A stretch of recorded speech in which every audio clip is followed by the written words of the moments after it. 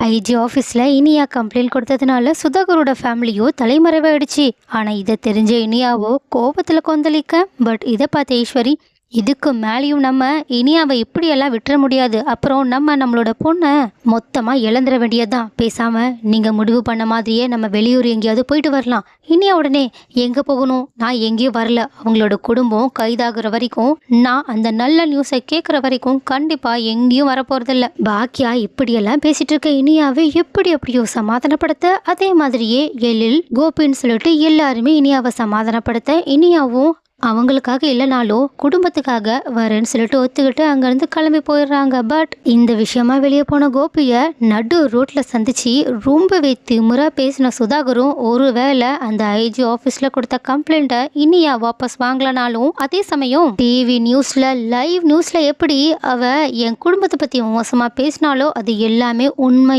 இல்லைன்னு சொல்லணும். அப்படி மட்டும் சொல்லலை, கண்டிப்பாக கோபிநாத்ன்னு ஒருத்தனோட குடும்பம் இல்லைன்ற அளவுக்கு என்னால் என்ன பண்ண முடியுமோ அதை பண்ணுவேன்னு மிரட்டுறாங்க. ஆனால் கோபி அதுக்கெல்லாம் அசைகிற மாதிரியே தெரியல. உடனே கோபியை பயன்படுத்துறதுக்காக சுதாகர் உடனடியாக கோபியோட சட்டையை பிடிக்க, இதில் ஷாக்கான கோபியும் கொஞ்சம் ஒரு நிமிஷம் அதிர்ச்சியில் நிற்க, இதை பார்த்துட்டு சுதாகர் கோபி பயந்துட்டு தான் நினைக்கிறாங்க. ஆனால் கோபி இப்போதான் தன்னோட சுயரூபத்தை சுதாகர்கிட்டயே காட்ட ஆரம்பிக்கிறாங்க. அவங்க திருப்பி சுதாகரோட சட்டையை கெத்தா பிடிச்சு, என்ன நான் உன் வீட்டுக்கு அப்பப்போ வந்து சமாதானப்படுத்துறனே, கூணி கூணி போறனேன்றதை யோசிச்சு பார்த்துட்டு என்ன அவ்வளோ வீக்கான ஆளுன்னு நினச்சிட்டியா? இங்கே பாரு, நான் அப்பவும் சரி இப்போவும் சரி என் பொண்ணுக்காக தான் இப்படியெல்லாம் நடந்துக்கிட்டு இருக்கேன். இப்போதான் என் பொண்ணு நீயும் வேணாம், உன் பையனும் வேணாம், உன் குடும்பமும் வேண்டான்னு முடிவு பண்ணிட்டால. இதுக்கப்புறமா நான் எதுக்காகடா கூணி கொறிக்கி போகணும்?